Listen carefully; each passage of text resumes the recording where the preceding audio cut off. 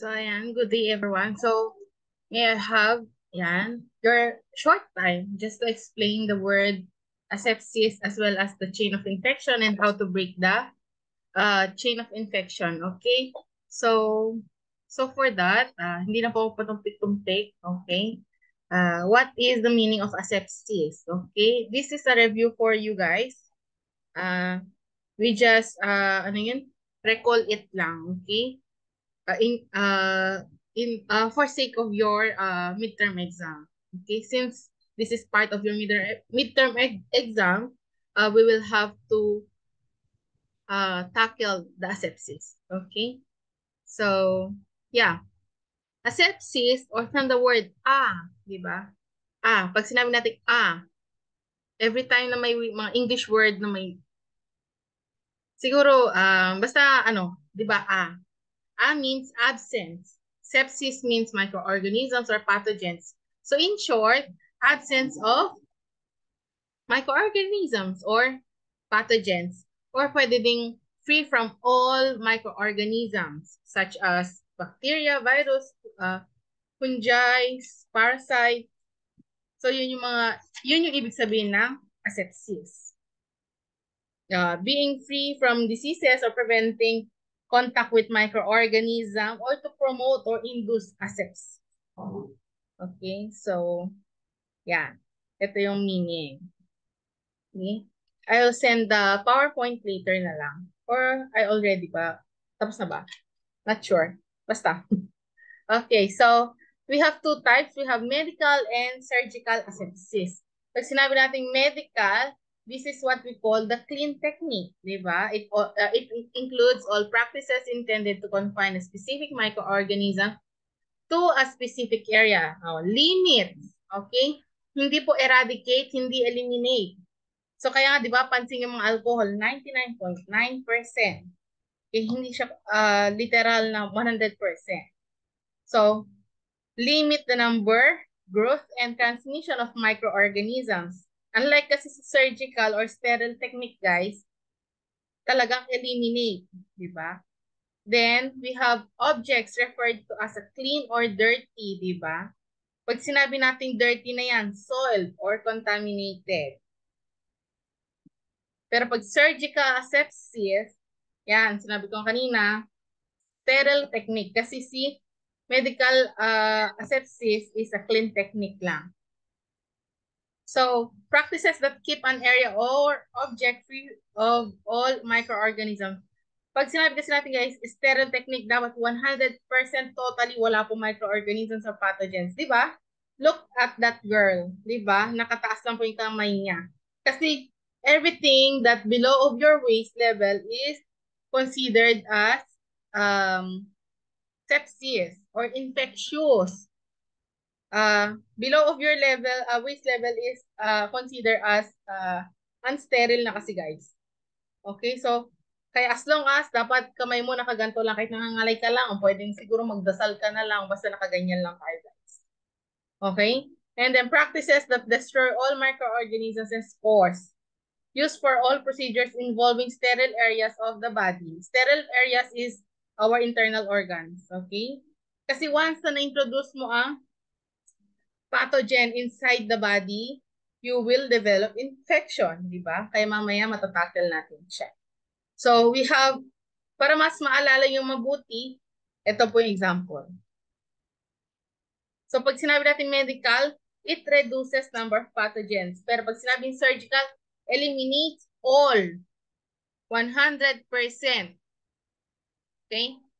Medical is referred as clean technique, while the surgical is referred as sterile technique. So, usually, ginagamit ang medical asepsis as medication, enemas, di ba? Alam niyo po enemas? Yung magpapalabas tayo ng pupo, di ba? Ang magka-cleansing. Tube feedings, using the nasogastric tube. Or daily hygiene, which is, the number one is hand washing. Di ba? Not just hand washing, hindi lang basahin yung kamay, kailangan with soap. Okay? While the surgical is used for dressing changes. Papalit po tayo ng gauze ng sugat. Then catheterization, magkaka-catheter tayo sa lalaki or babae, di ba? Or any surgical procedures. yung maghahawak po tayo ng mga internal organs, di ba? So, surgical asepsis po yun. So, what are the principles of aseptic technique? Usually, ito naman guys, di ba? Sabi ko nga sa inyo, nandito po yung below of your waist level is considered as unsterile, di ba? Pag nag-touch tayo ng unsterile object, it means unsterile na po siya. Ano pa? Prolonged exposure to airborne microorganisms. So, hindi kailangan dapat, pag yung gamit, hindi kailangan pinapahanginan. Kasi pwedeng airborne, di ba? Lumilipad ang microorganism pathogens. So, no prolonged exposure to the air. Kung anong sterile yung ginamit nating object. And the fluids flow in the direction of gravity. Okay guys, hindi kailangan nasa baba ang pagdaluyan ng tubig, kailangan nakataas. Para saan ba yan, ma'am? Okay? 'Di ba? Mamaya, ginanyan mo yung kamay mo, tapos ginanyan mo yung tubig. Tapos yung pinagtutuluan ng kamay mo, gagamitin mo pang linis sa sugat ng pasyente. So, it means contaminated. So, kailangan wala po natatouch na anything ang fluids mo pag gagawa ka ng sterile technique. Okay, then, ano pa? Every edges po ng ating sterile table, di ba? Operating room, naalala nyo? Oh, so, sabi natin, ito yung sterile table. Nandito yung mga sterile instruments. So, every edges po niyan, konting touch mo lang yan. Pag unsterile ka at na-touch mo tong side na to, for example, dadaan ka, na-touch ng likod mo, it means lahat ng po yun ay unsterile na. Okay, and then, ang skin po natin ay hindi na-sterilize. Okay, guys? Hindi niya ma-sterilize. Kaya nga, di ba, kahit nag-surgical hand washing tayo, we have to use gloves pa din. Minsan, di ba, double gloving pa nga. Di ba? Then, lastly, ang pinaka-important sa lahat, consciousness, alertness, and honesty are essential qualities in maintaining surgical asepsis. Bakit po, ma'am? Kailangan maging honest tayo kahit mabolja-bolja po tayo sa mga doctor, nurses, scrub nurse, circulating nurse. Kasi guys, buhay po ng pasyente yung nakaasa lalay. Dahil ayaw mo mapagalitan, di mo sinabi na non-sterile ka, di ba? Ang ginawa mo, tawag dito, hindi mo sinabi para di ka mapagalitan. Di ba? But, pagdating ng recovery room yung pasyente, biglang nagkaroon ng shock, septic shock, di ba? Kasi unsterile ka, tapos hinawak-hawakan mo pa sa loob ng body ni patient. So, ikaw ang gumawa ng ikakamatay ng pasyente mo, di ba? Naging nurse ka para mag-save ng life. Hindi naging nurse ka para pumatay. Okay? So, that's are the principles. So, these are the infection, okay? Signs of localized infection, di ba? Usually, pag infected ka sa skin, makikita sa skin, nagmamanas, nag-swell, di ba? Minsan, ang kasunod ng swelling is redness. Tapos, pag hinawakan, mahapdi, masakit. Pag hinawakan or minomove. Or minsan, mainit yung area na yon. Okay? And then, minsan nawawalan ng loss of function yung body part na yon. Depende po kung saang site involved, di ba? Yung kamay mo biglang hindi na nagagalaw dahil maga. Di ba? Loss of sensation, hindi mo na nafe-feel yung kamay mo dahil sa sakit, di ba? So that are the signs of infection.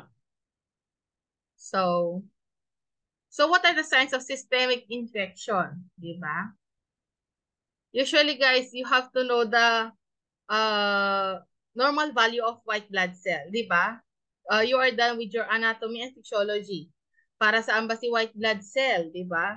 Siya po yung pacman ng katawan natin. Every may pumapasok po na foreign body, kinakain white blood cell. Pero pag di kaya ng normal white blood cell, tinatry po niyang magtawag pa ng more white blood cell to eat that pathogen or microorganisms or foreign object na pumasok sa ating body. So, kaya nga, di ba, pag laboratory, sinecheck natin agad yung white blood cell kasi titignan natin kung may infection. White blood cell kasi nag-indicate minsan or kadalasan na may infection ng isang pasyente. Di ba? Normal value is, I think, 10 to 12. So, more than 12 is infected ka na. Okay? So, usually, pag mataas ang white blood cell mo, nagkakaroon ng fever. Diba? Pag may fever ka, kahit di ka naman nagkape, biglang nag-increase ang pulse rate and respiratory rate mo. Diba? Kasi nga, nagpa-pump yung heart mo, dito, nagpo-produce ng white blood cell just to fight that foreign body na pumasok sa katawan mo. Okay? So, di ba? You're done with your vital signs. You are done getting the pulse rate and respiratory rate kung paano kumuha. So, the normal value of pulse rate pag adult yan, guys, is, di ba, 60 to 100. And then the respiratory rate is 12 to 20. Okay? So, yan po yun. Then, pwede din, guys, malaise and loss of energy. Di ba, guys? Pag nafe-feel mo na may sakit ka na, nafe-feel sarili mo nang hihina ka. Diba? Kahit na-complete mo yung 8 hours of sleep, feeling mo pagod ka pa rin. So, that's the malaise and loss of energy. How about anorexia? Diba? Anorexia is yung dati mataba ka naman, tapos biglang pumayat ka. Yung pala dahil may sakit ka na. In some situations, nagkakaroon din ng pagduduwal at pagsuka. Nausea and vomiting. Okay, and then last, we have enlargement and tenderness of lymph nodes that drain the area of infection. Asan ba ang ating lymph nodes, di ba? Meron tayo ditong kulani, meron dito sa side ng ating kilikili, as well as sa ating singit. Okay, guys. Di ba? Kaya nga pag minsan, or kadalasan kung nagpapa-hospital kayo, madalas sa hospital or sa anong clinic yan, di ba? Dok, nilalagnat mo ako, ganyan-ganyan. Dahil yung sinasabi. Biglang kakain ng doktor yung ganito. Di ba? Pag maga ito, guys, ibig sabihin, infected ka nga, maga ang lymph node. Di ba? Yan yung parang nakakapa yung maliliit na buti. Yan, gaganyan tayo. Kilikili or singit. Pero kadalasan dito, guys. Okay? So, yan po yun, guys. Kulani or lymph nodes. So, we have six chain of infection, di ba? Ano ba yung chain of infection? It refers to those elements that must be present to cause an infection from a microorganism. Itong para lang siyang cycle, okay? Pwedeng paulit-ulit mangyari po. Okay? So, actually, pag sinabi na natin yan, pathogen,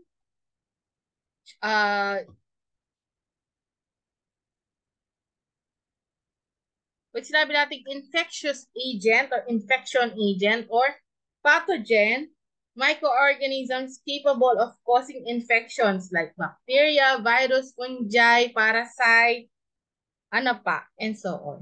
Okay? So, yan yung pathogen. How about reservoir or reservoir? Reservoir means microorganisms lines to ensure survival. Saan sila pwede mag-survive, di ba? For example, si virus pwedeng ma-survive sa soil, di ba? Tapos napadaan yung tao doon, pwede niya ma-acquire yung sakit na yon. So, basta from the word survival, survive, reservoir na po yun, guys. Okay? Kung saan pwede silang mag-survive. And then, we have portal of exit, di ba? Bakit hindi portal of entry ang nauna? Portal of exit muna, guys. Kasi, okay. Portal of exit means pathogen escapes from the reservoir. Pag di na kayang mag-survive under the reservoir, pwede na silang pumunta sa ating susceptible host. Pero mamaya po yan, guys, di ba? O, for example, susceptible host, like yan, coughing and sneezing. Pwede din galing sa body secretions, di ba? HIV, yan, body secretions, anong pinagkukuhanan dyan. And then the feces, guys. Okay, feces or stool or tae in Tagalog para di po kayo malito, ha? Okay. Diba? Pwede yung gamitin yung technique na yun, guys, pag may kagalit kayo, bumahin kayo sa harap niya or umubo kayo sa harap niya. Diba? Para kinamaga magkasakit na din yung kaaway nyo. Charis. Okay? So, after the portal of exit, ayan, nakapag bumahing na, pwede na siya makahawa na siya. So, mode of transmission, depende, guys. Kasi mode of transmission means to get from one location to another called direct or indirect. Okay? Ano yun, ma'am? Yan, coughing. Oh. Umubo siya sa harap ng isang tao. Itong isang tao na to sakto, hihikab. Oh, umubo yung kaharap niya, na nakuha niya, nag-transmit na direct contact. Okay? And then, pumunta na sa body system. Okay? And then, magno-notify na yung body niya na, uy, may nakapasok na, na foreign body. Okay? So, itong si white blood cell, lalabanan niya na.